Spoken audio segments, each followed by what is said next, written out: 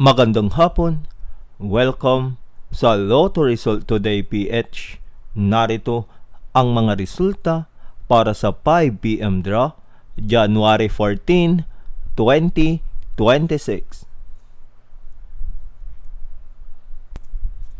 Para sa resulta ng 2D Lotto, 31 at 10.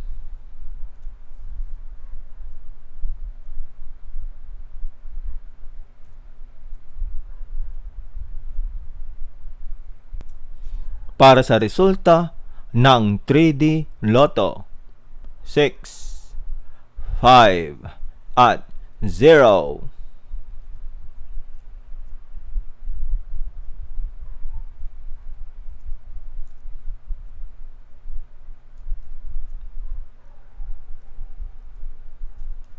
At yan ang mga resulta ngayong 5 p.m. draw. Para lagi kang updated sa mga Lotto draw result, mag-like and subscribe. Maraming salamat po sa panonood.